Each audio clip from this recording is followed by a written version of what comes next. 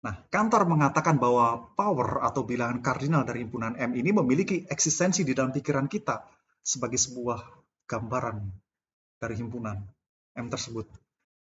Nah, ini Cantor juga memberikan gagasan ekivalensi di antara dua himpunan yang dalam perhimpunan modern ini ekivalensi di antara dua buah himpunan M dan N artinya apa? Artinya kalau ada pemetaan bijektif dari F dari M ke N gitu ya.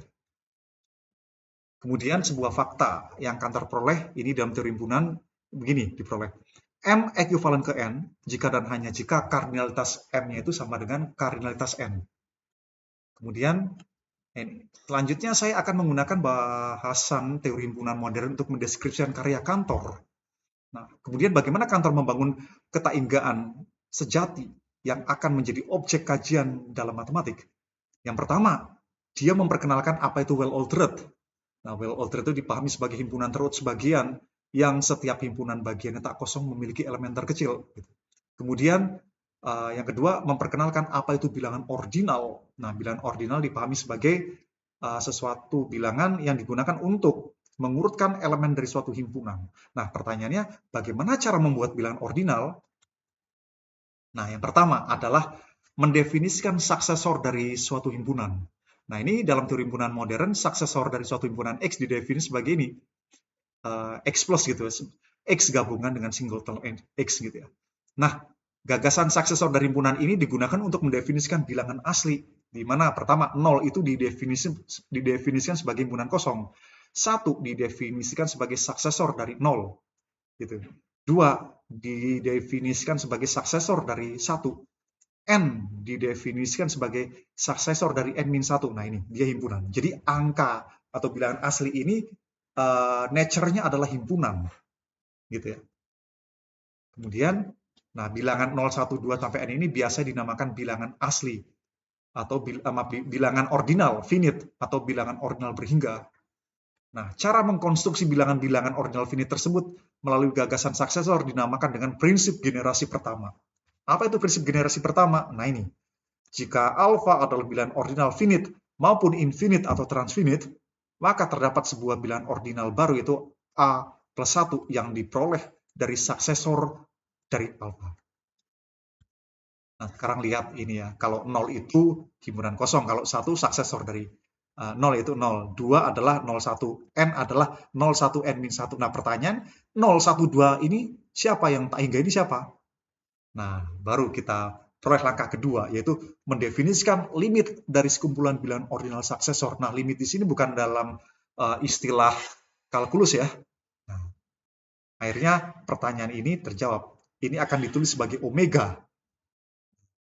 Omega sebagai koleksi dari bilangan dari sekumpulan bilangan ordinal finite yaitu 0, 1, 2 dan seterusnya. Nah, prinsip membangun omega ini adalah aktualisasi dari ketainggaan dengan cara mengkoleksikan semua bilangan-bilangan ordinal finite sebelumnya, dan prinsip ini dinamakan dengan prinsip generasi kedua. Nah, secara umum prinsip generasi kedua itu apa? Ini. Jika diberikan barisan tak berakhir dari bilangan ordinal yang naik, maka terdapat bilangan ordinal baru yang melampaui bilangan ordinal yang naik tadi. Nah, katakan bilangan ordinal yang baru itu dengan limitnya. Nah ini, omega ini biasanya dinamakan sebagai bilangan ordinal transfinite pertama.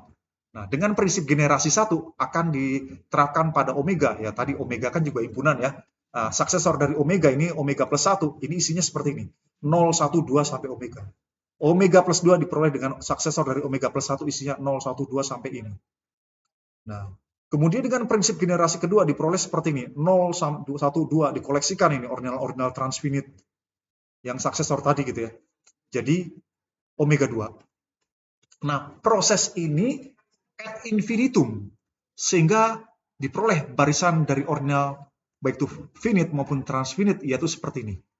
0, 1, 2, omega, omega plus 1, omega 2 plus 1, omega kuadrat plus 1, sampai tak berhingga ini sampai omega, pangkat omega, dan seterusnya. Ini ad infinitum, tak terbatas begitu ya.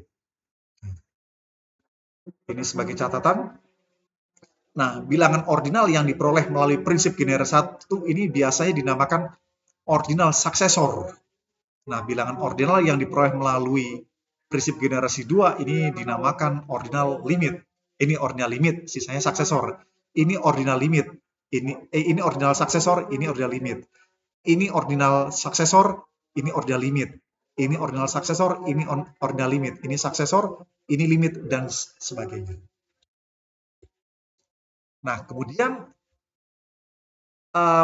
matematika ini juga mampu mengaritmetisasi bilangan-bilangan ordinal tersebut yang akan kita kenal sebagai aritmetika ordinal. Nah, kalau kita berbicara aritmetika itu ya ada penjumlahan, perkalian, perpakatan, dan sebagainya. Nah, ini untuk perkalian, kalau saya punya alfa kali beta ini ordinal, maka kita akan definisikan perkaliannya ini. Alfa kali 0 sama dengan 0, kalau betanya adalah suksesor dari dari apa ini? Dari beta gamma, maka alfa kali beta sama dengan suksesor dari alfa kali gamma. Nah, kalau B-nya adalah ordinal limit, maka alfa kali beta adalah supremum dari alfa kali gamma untuk gamma anggota beta. Nah, ini untuk perpangkatannya seperti ini. Untuk penjumlahan juga sama nanti.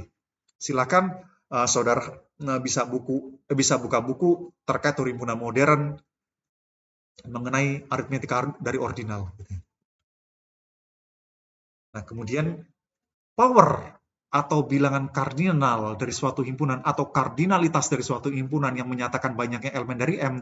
Nah, sekarang gini, kalau saya punya omega 012 yang tadi gitu ya, atau N ini, berapa banyak anggota di W, di omega ini? Kantor mengatakan banyaknya adalah alef 0. Nah, alef itu apa? Simbol alef ini adalah abjad pertama dalam bahasa Ibrani yang dalam teologi mistik Kabbalah Yahudi itu menyatakan Sefirot atau ketainggan Tuhan yang Maha Tunggal. Saya belum pernah mendapatkan literatur alasannya kantor memilih alef untuk menyatakan kardinalitas dari omega ini ya. Tetapi alef itu di dalam mistik Kabbalah Yahudi ini menyatakan Sefirot atau ketainggan Tuhan yang Maha Tunggal. Nah, tetapi saya belum pernah mendapatkan literatur bahwa kantor itu apakah dipengaruhi oleh Kabbalah atau tidak. Saya belum dapat ininya, literaturnya. Nah, kemudian teori himpunan modern juga mengatakan kalau saya punya Z himpunan bilangan bulat dan himpunan bilangan rasional, maka kardinalitasnya itu sama dengan N, yaitu alef 0. Nah, ini sebuah himpunan yang memiliki bilangan kardinalitasnya adalah alef 0, ini dinamakan himpunan terbilang. Kemudian, nah ini adalah himpunan bilangan real. Nah, bagaimana kardinalitas himpunan bilangan real? Nah, teori himpunan telah membuktikan bahwa kardinalitas himpunan bilangan real ini tidak sama dengan alef 0. Kalau bukan alef 0 apa? Nah, kantor mengatakan dia adalah alef 1. Nah, ini sebuah himpunan yang memiliki bilangan kardinalitas bukan alef 0 ini dinamakan himpunan tak terbilang. Nah, ada pertanyaan lanjutan. Adakah himpunan bagian dari himpunan bilangan real, himpunan bagian sejati ya, yang memiliki sifat bahwa kardinalitasnya itu berada pada alef 0 dengan alef 1? Ada atau tidak? Nah, pertanyaan ini sampai sekarang belum bisa diputuskan, dan inilah yang dinamakan dengan hipotesis kontinuum. Nah, hipotesis kontinuum itu maksudnya apa ya ini? Katanya tidak ada himpunan bagian sejati dari bilangan real yang kardinalitasnya itu di antara alef 0 dan alef 1. Nah, kantor membangun sebuah teorema yang menghubungkan antara suatu himpunan dengan himpunan dari semua himpunan bagiannya, yaitu himpunan kuasa ini. Ini itu sebagai berikut. Nah, jika diberikan sebuah himpunan M dan PM ini himpunan kuasa yang isinya adalah semua himpunan bagian dari M, maka kardinalitas dari M itu kurang dari kardinalitas dari himpunan kuasa. Nah, teori himpunan mengatakan himpunan kuasa dari himpunan bilangan asli adalah alef 1 sama dengan kardinalitas dari R. Nah, dari sini diperoleh ini. Kardinalitas dari N adalah alef 0, kardinalitas dari himpunan kuasa di N adalah alef 1, kardinalitas kuasa dari N adalah alef 2. Sehingga kami peroleh sebuah barisan kardinal transfinit dari para alef, yaitu ini. Alef 0, alef 1, alef 2, alef omega, dan seterusnya. Saudara bisa paham ini, barisan tak hingga dari bilangan kardinal transfinit alef gitu ya. Nah, itu. Saudara bisa pahami itu. Apakah ada ujungnya? Ya, nanti kita akan lihat apakah ada ujungnya atau tidak. Nah, bilangan kardinal